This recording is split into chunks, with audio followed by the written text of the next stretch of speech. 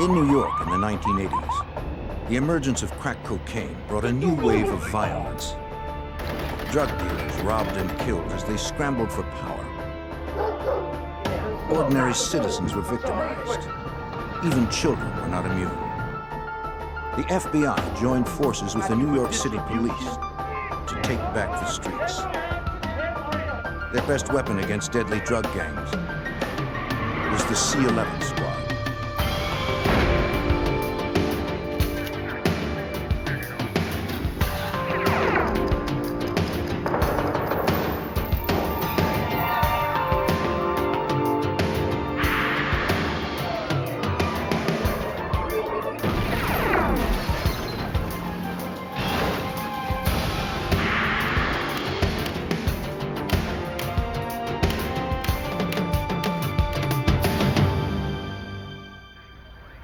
New York City is no stranger to gang violence.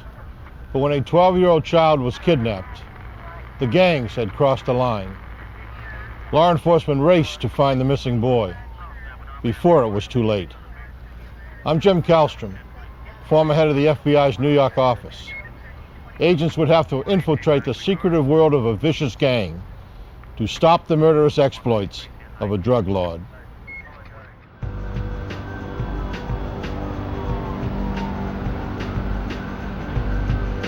In the 1980s, crack cocaine invaded the Harlem section of New York, as it did many urban areas in America. Over time, the cheap and highly addictive drug crippled communities unlike any other drug had before. With the crack came ruthlessly violent gangs that ruled the streets. No one was truly safe. On December 5th, 1989, 12-year-old Donnell Porter was walking to elementary school alone. He never made it to class that day.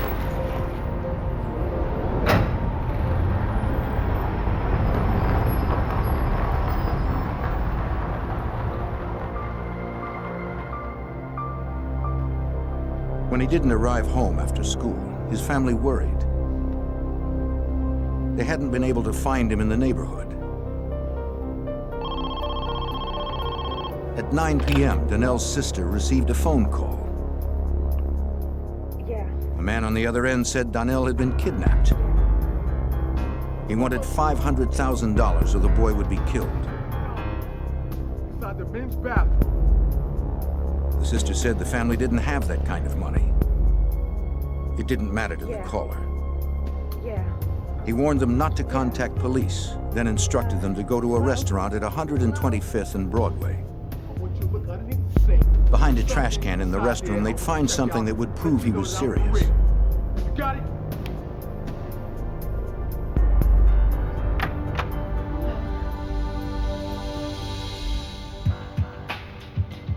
A family friend went to the restaurant so the Porters could stay by the phone.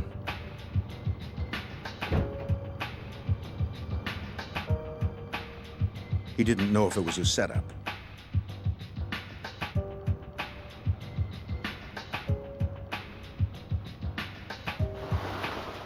Following the kidnapper's orders, he checked behind the trash container and found a coffee can.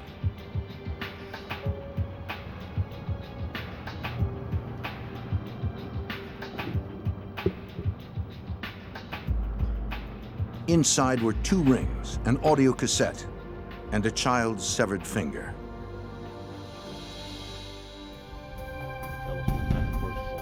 Donnell was hurt and could be bleeding to death. Despite being warned not to, the family called the New York City police. Following you, looking at you, nobody standing around. The family told investigators what they knew. Detectives inspected the evidence. The sister said that the rings belonged to Donnell. They'd been given to the boy by his older brother. On the tape, a recorded plea for help was definitely Donnell's voice. The family told detectives about a second call in which the kidnapper had lowered his ransom to $350,000. It was still far beyond their means. They said they didn't know why they were targeted for such a high ransom. But detectives knew what the family wouldn't say. So you came straight back. The victim's older brother, Richard Porter, was a major crack cocaine dealer in the area. Police believe the kidnapping was related to his drug empire. NYPD contacted the New York FBI's reactive squad for assistance.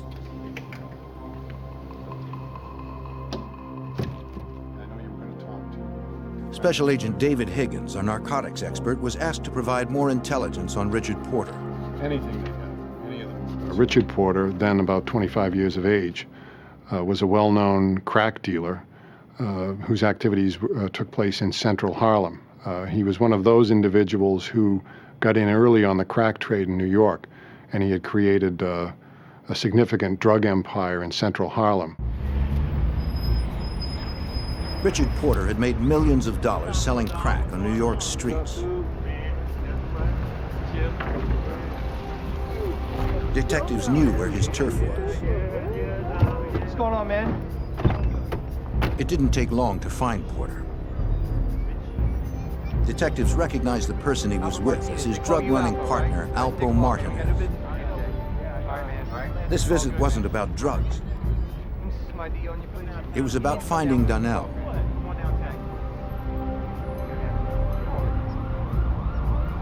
Porter agreed to come to the station for an interview, though he said he didn't know how he could help.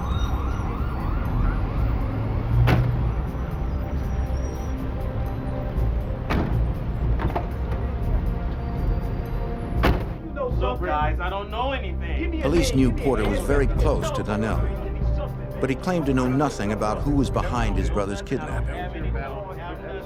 On the streets, these matters are usually solved without the cops.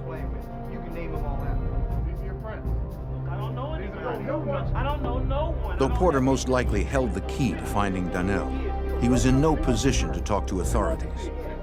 Richard Porter, because of his situation as a drug trafficker, found himself in a ticklish situation legally. It would have been difficult for him to cooperate directly with law enforcement. I believe he attempted to handle this situation on his own to some extent. Police had nothing to hold him on. Authorities needed to find someone else to help them. They canvassed the area, trying to gather information on the kidnapping.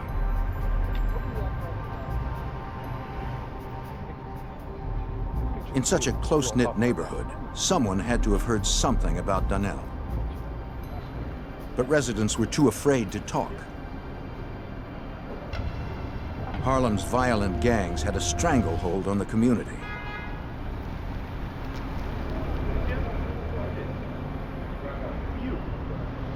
Detectives were left with nothing. With each passing day, police in NYPD's 32nd precinct knew Donnell's chance of survival decreased. Investigators maintained contact with the boy's family, who were desperate for more word from the kidnappers. We need to get to the bottom of this. A week after the abduction, the family received a note.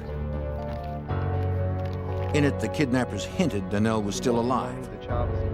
They demanded their money. But no more ransom calls came. With no clues to the boy's whereabouts and no one talking, police had reached a dead end. They somehow needed to pressure Richard Porter into cooperating, or hope he would pay the ransom to get Donnell back. Then, on January 4th, 1990, a month after Donnell's abduction, the body of his brother, drug kingpin Richard Porter, was found in a Bronx park. He had been shot twice, in the head and chest. There would be no one to pay the ransom now. It was widely assumed that Richard's death was connected to the kidnapping and probably the result of a ransom payment gone bad. However, it was noted early on that when his body was discovered, his wallet contained over $2,000 in U.S. currency. His jewelry was there. Apparently his automobile was nearby. So there was some question about what the actual motivations were behind his murder. With Richard Porter's death, investigators lost their closest connection to the abducted 12-year-old. To find another source, they increased pressure on lower-level dealers in Porter's organization.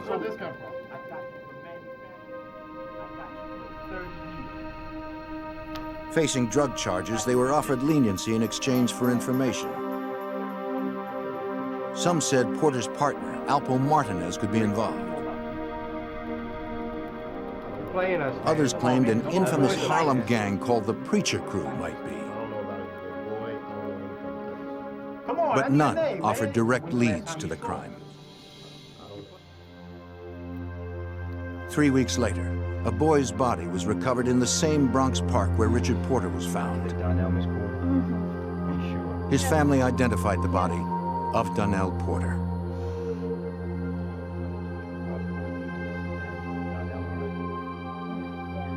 Cause of death was blunt force trauma to the head. Death of a child is always a disturbing event. There's a 12-year-old boy, he's on the way to public school. He's kidnapped, tortured. He's heard on the tape cassette crying for help from his family. Donnell's murder stunned the entire Harlem community, even though violence was a daily occurrence there. At the time, Sergeant James Marr worked NYPD's notorious 32nd Precinct, where Donnell lived.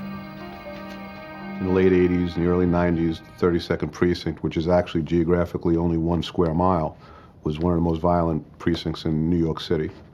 They averaged in the area of the upper 60s to low 70s of homicides a year, and added on to that were shootings, several hundred shootings, that the people didn't die. In response to the increased violence in the city, a task force called the C-11 squad had been formed at the FBI's New York field office. Detectives from the 32nd Precinct and FBI agents were assigned to the squad.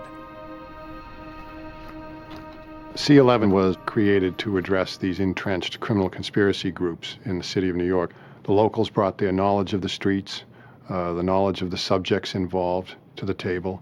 The federal agents brought along with them the access to the federal courts, which included the access to the federal sentencing guidelines in the United States Attorney's Office. After the murder of Donnell Porter, they knew they had to take back the streets. C-11 would first go after Alpo Martinez, Richard Porter's partner. The problem is here, we haven't if their partnership had unraveled, he would have had the most to gain from extorting Richard Porter and killing him. We're still working on some surveillance. A year earlier, a warrant had been sworn out for his arrest on drug charges. But when Martinez couldn't be found, federal prosecutors had to drop the warrant. In police computers, the C-11 squad flagged the names of known associates of Alpo Martinez. If any were arrested, they would be notified.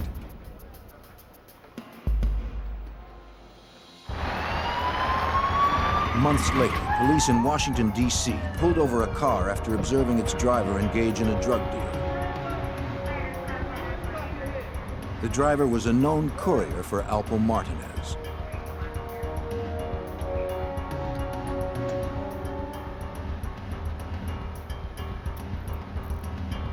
Police found a large amount of crack and thousands of dollars in his car. Noting the flag on his record from New York, D.C. authorities would contact the C-11 squad. After the courier was sentenced to 20 years to life on drug charges, C-11 agents had him transported to New York for an interview. I want some information about him because we want... An agent explained that under federal law, his sentence could be reviewed if he cooperated with authorities. You're just making this difficult on yourself. Where does he... All I know... He told what he knew about Martinez and Porter's East Coast drug operation. Drugs would be distributed both in New York City by Richard Porter and in Washington, D.C. by Alpo Martinez. While in Washington, D.C., Martinez allied himself with individuals that he found to be strong on the street, if you will, in order to protect his drug operation in Washington, D.C. And it was not unusual for literally sea bags worth of U.S. currency to be shipped out of Northern Virginia and Washington, D.C. up into the Porter neighborhood at 132nd and 7th Avenue in New York City. It was enough for a renewed arrest warrant on Alpo Martinez.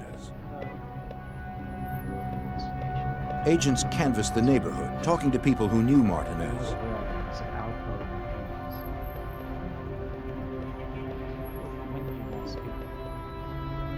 Most were afraid to talk. Eventually, agents learned the fugitive was going to pick up his wife's car at a dealership in northern New Jersey. Undercover agents staked out the dealership. They didn't know if Martinez would show up, but they knew he liked fast cars.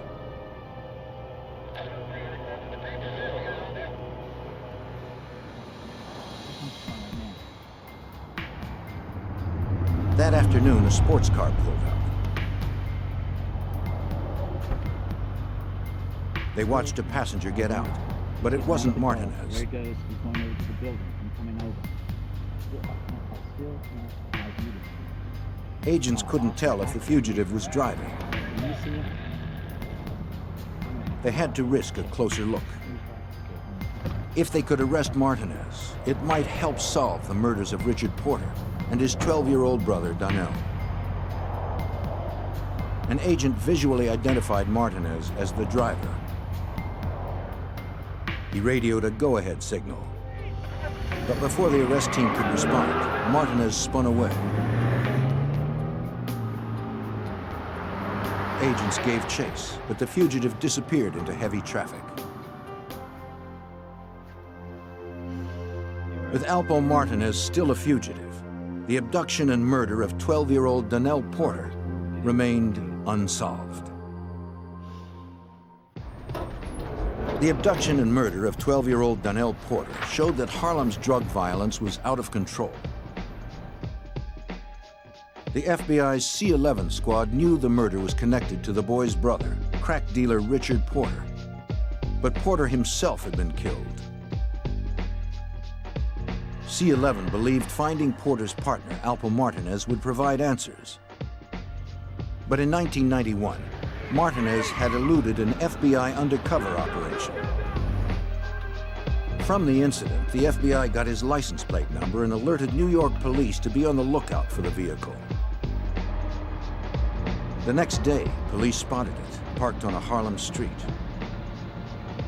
They impounded it, hoping it might lead to Martinez. They believed the fugitive wouldn't retrieve the vehicle himself, but FBI Special Agent David Higgins waited to see if he'd send someone. A young lady showed up who claimed to be the true owner. She was the registered owner. Ultimately, a quick investigation established that she was what we call a straw man, or somebody who had stepped forward in order to buy and register the car on behalf of Mr. Martinez. Martinez was nowhere to be found in New York. Acting on a tip that he had traveled to Washington, D.C., agents set up surveillance at the D.C. home of the fugitive's ex-wife. In the early hours of November 7th, 1991, they spotted Martinez getting into his ex-wife's vehicle. This time, he wasn't driving. As they pulled out, the FBI made their move.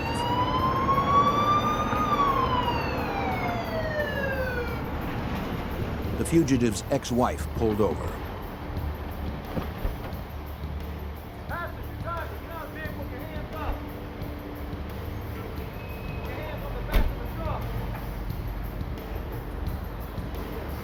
The cocaine in his possession helped cement the case against one of the biggest drug traffickers on the East Coast. Ultimately, Mr. Martinez pled guilty to an indictment in the Eastern District of Virginia, which accused him of trafficking in over 1,000 kilograms of cocaine. The wholesale value of that would be $20 million. Richie Rich, who killed him? Investigators also had evidence against Martinez on several gangland murders. They told him they knew he was Richard Porter's partner, so he stood to gain from Donnell's and Richard's death. Hoping to avoid the death penalty, Alpo Martinez agreed to cooperate. What happened? He admitted killing his partner, Richard Porter. Just like we always do on the weekend or whatever. It didn't seem like Martinez had begun to suspect his partner had been cheating him out of hundreds of thousands of dollars. So then from there, He said that more than a year earlier, on January 4th, 1990, he and an associate had taken Richard Porter for a ride. Almost immediately, Martinez and the associate each shot him. They dumped his body in the Bronx Park, where it was found the next day. talking about it, kill my kid. I don't know. Martinez swore it was just about missing drug money. Yo, I didn't kill no It had dog. nothing to do with Donnell Porter's kidnapping and murder. No evidence or testimony linked Martinez to that crime. He went to prison for life. Although they had put away a major drug dealer, the local and federal investigators of the C-11 squad were no closer to solving the murder of Donnell Porter. They reviewed FBI intelligence already gathered on other Harlem gangsters who might have profited from extorting and killing Richard Porter. Porter's known as Richie Rich. We've got a couple of characters. One gang stood out as likely Haven't suspects. identified their physique. They were known as the Preacher Crew. The gang's leader was Clarence "Preacher" Heatley. FBI Special Agent Joe Walsh, formerly of the C-11 squad, knew the Preacher and his crew were well entrenched and very dangerous. Preacher Crew was the established crew in the neighborhood, for a long time. Preacher had been kicking around the streets of Harlem since the early 70s, and everybody knew him by his nickname, the Black Hand of Death, and everybody was definitely afraid of him. NYPD Sergeant James Marr of the C-11 squad learned the Preacher had a reputation for violence. But the gangster was an elusive figure in Harlem. You could walk up to anybody in the 32nd precinct, no matter how church-going they are, no matter whether they're businessmen or local drug dealers, they all have a Preacher story. They all know who Preacher is. Ask any of them to describe Preacher to you, or a majority of them, they're not going to be able to. Because this guy was an infamous legend in Harlem. The players in Harlem's drug underworld had carved up the area into zones. Each block, each alley was the established turf of a single dealer.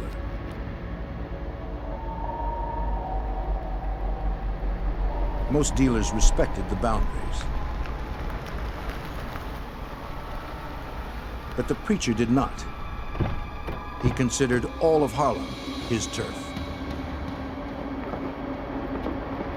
He made his money not by dealing drugs, but by taxing other dealers.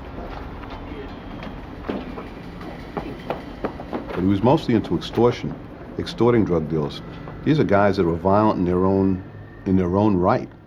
He would go up and claim their car. If a drug dealer looked like he was getting paid, so to say, he was driving a brand new full-size Mercedes-Benz, and Preacher liked that car, that was Preacher's. Those who argued with Preacher paid a heavy price. It was a system that made him a rich man. If you're hitting every other drug dealer on the streets, 2,000 here, 3,000 here, 5,000 there, that's a lot of money. It adds up. And believe me, they all paid, because if they didn't pay, Preacher would pay him a visit, or he would order his people to pay him a visit, and they'd wind up dead. Here, we took him in last week. The Preacher's history of extortion and violence made him a likely suspect in the abduction and murder of Donnell Porter. John Cuff. C-11 had outlined the And basic we're also structure working of the on a Preacher couple other crew. pictures, including some of his other main guys in his crew. The Preacher's main lieutenant was a man named John Cuff. He was a particularly dangerous criminal according to C-11's detective Vinnie Flynn. John Cuff was an ex-New York City housing cop. As a cop, he provided protection and bodyguard work for Preacher. So if they were driving through the neighborhood and were stopped, John Cuff had a shield where he would probably be let go and not given a summons or anything further would happen. John Cuff had a reputation of one to be feared, very violent person. Yet no evidence linked either man to Donnell Porter. Though C-11 suspected Preacher was involved in the deadly kidnapping, he probably didn't commit it himself. He distanced himself from most of the crimes, having his main lieutenant and other henchmen carry out his orders. I know you got so much. I know you got so much, man.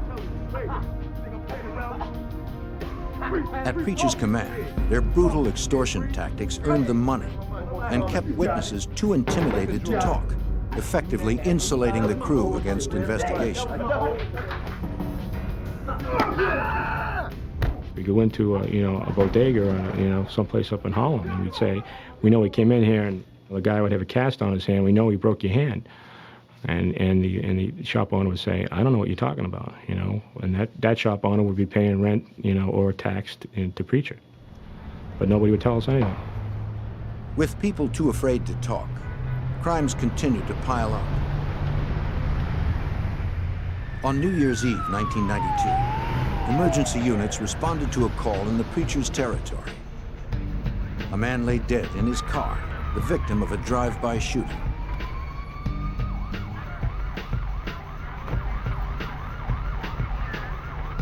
His family survived the harrowing ordeal. They described how the killers pulled up next to them on the street and opened fire.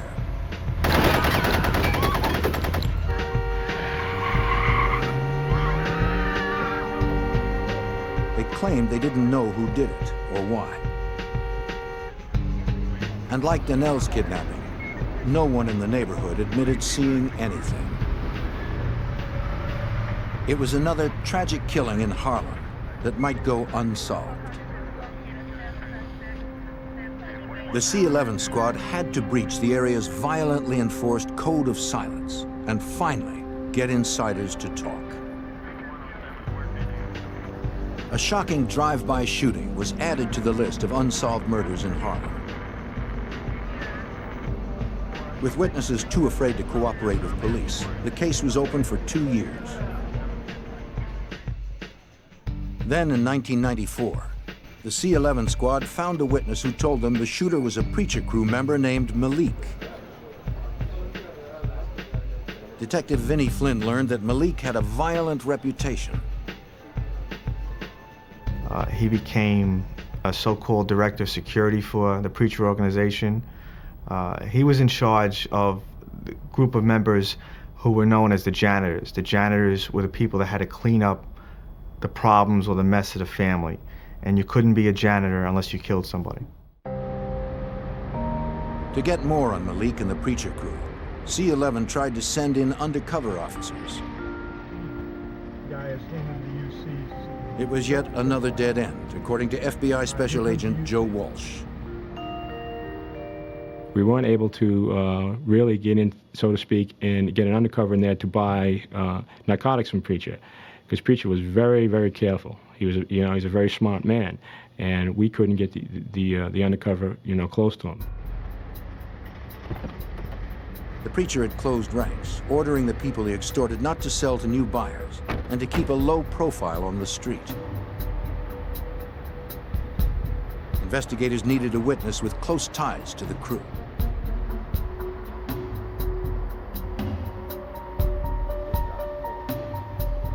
They distributed business cards, hoping one would find its way to an insider willing to talk.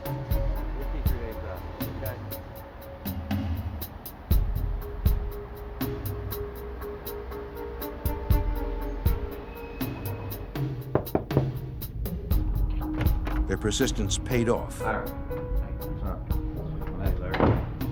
In April 1994, a crew member contacted the C-11 squad because he realized his life was in danger.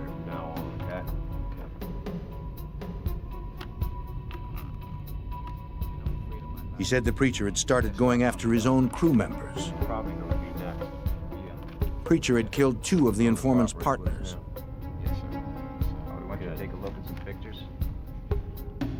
Fearing he was next, he asked Sergeant James Marr for protection. Who was a stone-cold killer himself, who became an informant, that was so fearful of Preacher and of being killed like his partners had, that he came to me, that he came to us, that he gave us information on specific crimes, that he talked about crimes that had been unsolved for years. Investigators were frustrated that the informant knew nothing of 12-year-old Donnell Porter's kidnapping and murder. But he did give investigators their first specific insider information about Preacher Heatley's organization. He mentioned a killing basement that the crew used as a meeting place and execution chamber.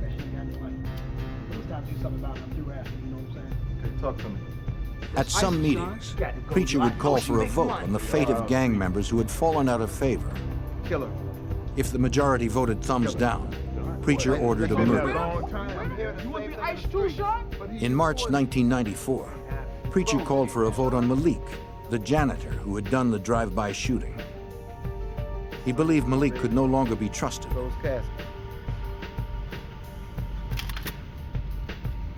The vote was thumbs down.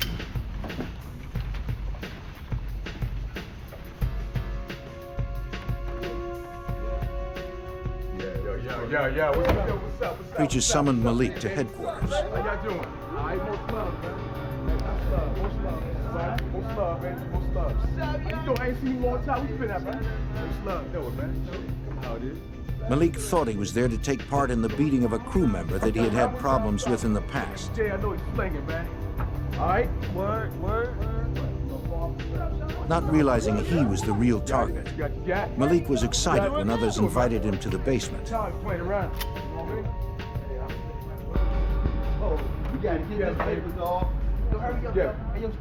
If you went down there and you were followed in there, you know, somebody was behind you, you weren't coming out alive. Yo, Sean, let's go get this dude, Sean. Let's go get him. Yo, do this to me, man. Real, yo. Do this to me. Yo, oh, shit. Priest, what's up, man? What's up? What you doing? Oh, man. Yo, Preach, man, come on, man. Preacher told Malik he had to die.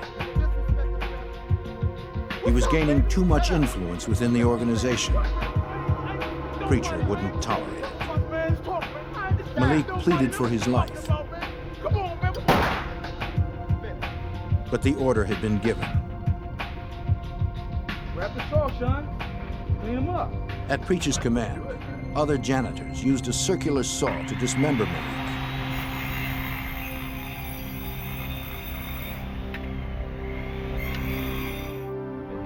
The informant said that Preacher ordered him and another crew member to dispose of the body parts. This is the guy you work for, right?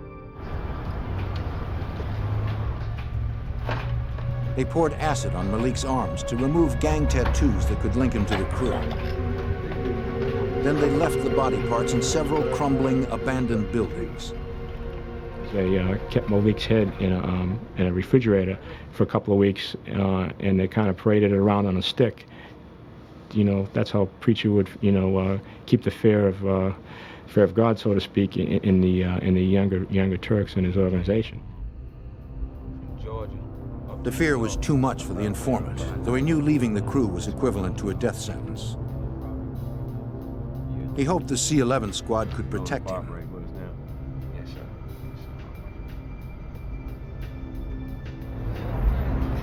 It didn't take long for word to get back to the Preacher that the informant had cooperated. One day, the informant was leaving a New York courthouse when he spotted Preacher in cuff. He was sure they were there to abduct and kill him.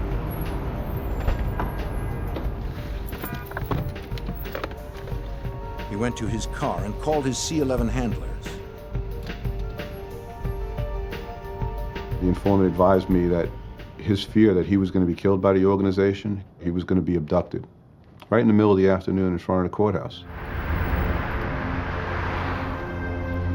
The agents of C-11 rushed to stop another murder in the preacher's territory. I'm scared to death. A former member of the preacher crew feared the gang was out to kill him for cooperating with authorities.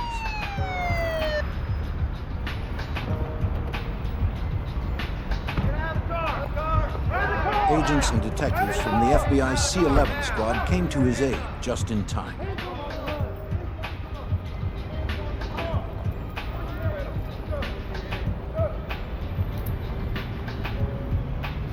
They arrested Maine Lieutenant John Cuff and the crew leader himself, Clarence "Preacher" Heatley.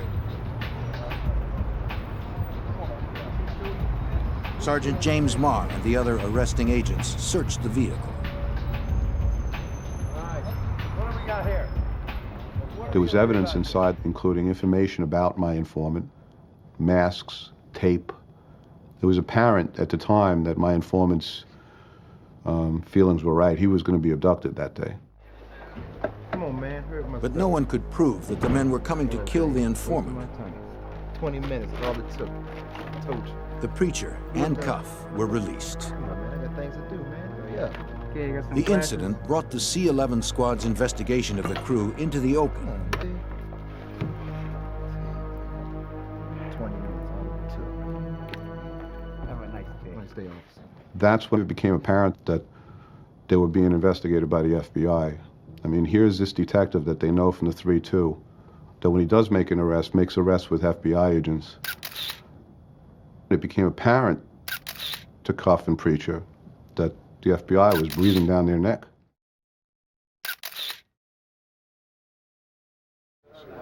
Preacher further insulated himself. The FBI would have to get him by going after his organization. To prosecute, they would use federal racketeering statutes known as RICO. Originally designed to bring down organized crime families, RICO requires that strict criteria are met, according to FBI Special Agent Joe Walsh. You have to have your organization.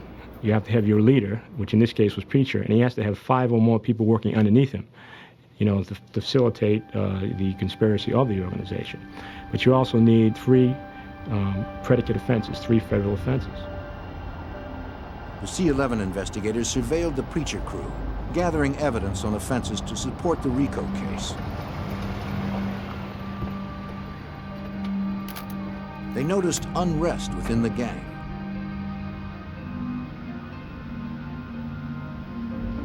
It seemed the pressure of C-11's investigation was getting to the Preacher. From an informant, agents learned he even ordered the murder of his Maine lieutenant, John Cuff. Agents were obligated to warn Cuff of the hit. I reached for my shield. He goes, "I know who you are. You don't have to show me your shield." I said, "You know, John, I just wanted to let you know that there's a contract out in your life, and I swear there's nothing but space when you look in his eyes." And he goes, "Everybody wants me dead." Coming in, man. Come on, man. Cuff was undaunted by the threat. Though the Preacher was tightening his grip on his men, investigators still needed to get evidence of the crimes the crew committed to support the racketeering organization.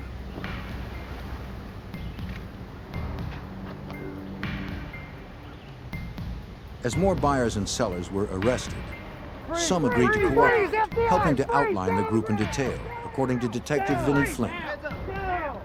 We obtained informants through narcotics investigations, arrests made by the 3-2 precinct and the 3-2 detective squad, through information they developed and informants they developed.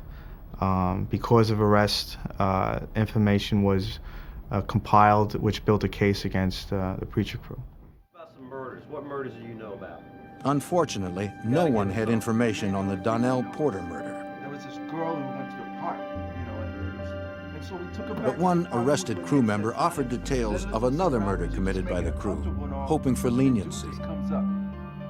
He said they decided they didn't want to pay for a shipment of drugs. They told the supplier that a young woman had stolen them and that they would take care of her.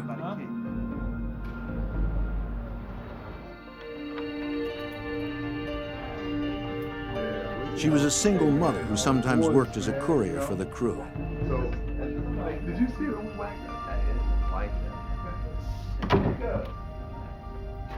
They brought her to a Harlem apartment, telling her they wanted her to hear a record they had produced. Look it up.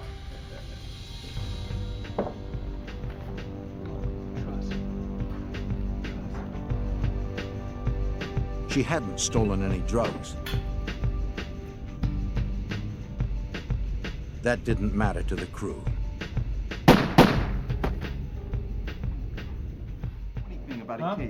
The informant explained how they cleaned up the crime scene, then dumped the body in an abandoned building. He couldn't remember exactly which building it was.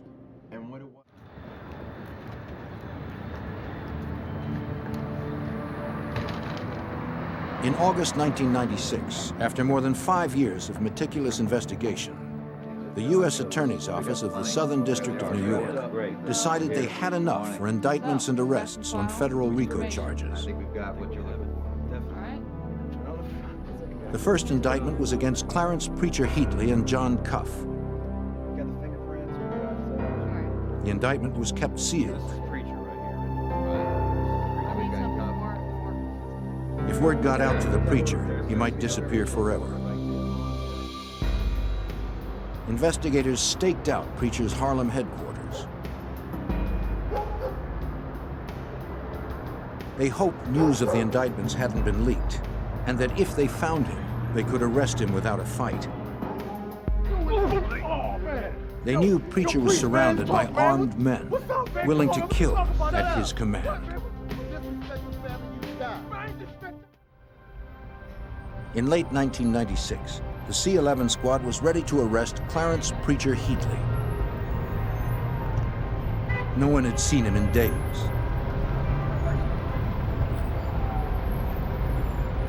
On August 12th, he emerged from his headquarters building. Detectives made sure he was alone, then moved in. Drop the phone! Drop the phone! Drop the phone! Let me see your hands! Get down now! Get on the car! Get on the car! Get on the car! Hands on the car! Hands on the car! As he was arrested, the elusive gang leader remained relaxed and confident. As soon as he was in custody, other teams arrested his main lieutenant, John Cuff. 2 months later, 15 more Preacher crew members were indicted. Arrest teams prepared for simultaneous takedowns. They had to strike fast, full force, to arrest gang members safely. Detective Vinnie Flynn and other C-11 investigators developed more cooperating witnesses among the arrested crew members. Once people were arrested and being prosecuted, they agreed to cooperate, and they felt that they were used by the Preacher crew, and felt that if, in some cases, if they didn't participate, they would have been killed too. So this was their way out of the Preacher crew and from under Clarence Heatley's control. Investigators learned in which Harlem buildings the crew dumped some of their victims. Finding physical evidence was crucial in order to prosecute the RICO case. One building was a shell, partially collapsed on the inside, further complicating the retrieval. After days of excavating tons of rubble, a body was discovered. Lab examiners determined it was the body of the young mother who had been killed as a cover for stolen drugs.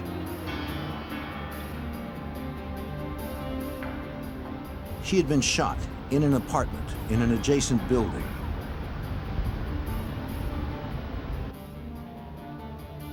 Evidence response teams checked the apartment. That's the apartment where they kept Malik's head. And in the refrigerator, there was a lot of blood still left in the apartment. And inside the refrigerator, there was Malik's blood from where they kept his head. They were able to trace that at the lab. Malik and several others had been killed in the basement of the Preacher's headquarters.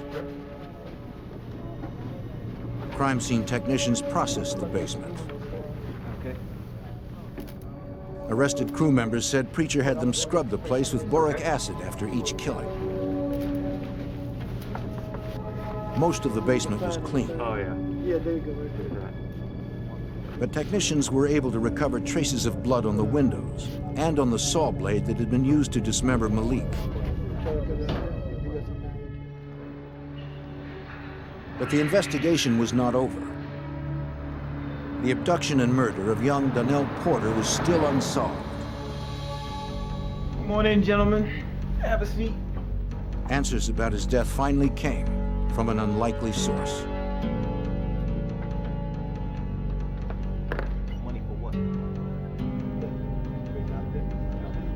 An assistant district attorney convinced the boy's uncle, Preacher crew member John Apple Porter, to come in to talk.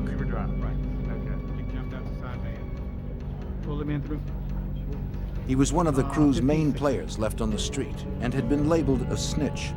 2 attempts had been made on his life. The DA suggested that Porter cooperate to earn protection in prison. He confessed to several murders and revealed what happened to his nephew Donnell. According to Sergeant James Marr, the kidnapping was prompted by jealousy and greed. The underlying factor with Johnny Porter, Johnny Apples, with the kidnapping was when he came home from prison, Richie Porter, his nephew, was this big Harlem drug dealer. He was getting paid. Richie Porter used to wear a lot of gold, used to really like flashy cars. He was making a lot of money, and he wasn't giving any to Johnny Porter. And Johnny Porter felt he was owed this, and he decided to take it. And the way he took it is he snatched the kid. Porter said the Preacher agreed to the kidnapping. He sent one of his janitors, Malik, to help. They believed Richard Porter would pay anything to get his brother back.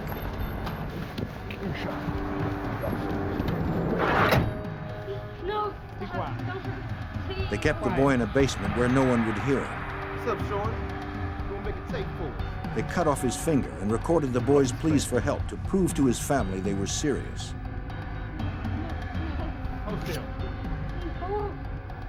Apple and Preacher hoped for $500,000, enough to set Apple up in his own drug trade and enough to cripple Richard Porter. What time was it? When Richard couldn't come up with that amount of cash, they lowered it to $350,000. Did you hold that in his hand? Then the unexpected happened. Preacher and Apple learned that Richard Porter was murdered. There'd be no ransom. You sure about that? Make the call. Preacher Heatley later told Special Agent Joe Walsh about his decision. Preacher sat right down in a room and told me exactly what happened. He looked me right in the eye and said, "You know, I couldn't let that boy live after what had happened."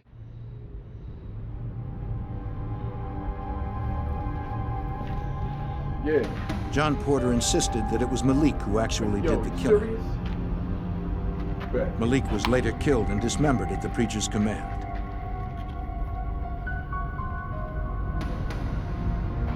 You're gonna think twice about it. John Porter was sentenced to natural life. Because of the evidence collected by the C-11 squad, each member of the Preacher crew went to prison.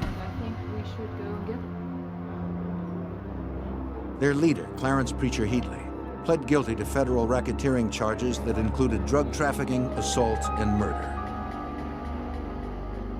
He was sentenced to life with no chance of parole. He and his crew will never again terrorize the streets of Harlem. It's estimated that they're responsible for approximately 45 murders that we're aware of. Numerous robberies. If you add the extortion in, these people were a decade-long or better crime wave in themselves. They were just amazing, the devastation that they caused in these communities. That changed when the C-11 squad dismantled the Preacher crew forever. Since the case was closed, Harlem has seen a rebirth. Harlem today, the 32nd precinct, is running somewhere between 15 and 20 homicides a year, down from the 70s, down from 70 a year in the late 80s during the crack cocaine binge. I think we accomplished quite a bit with this case. And the drug organization doesn't exist anymore, so we can't hurt anybody else.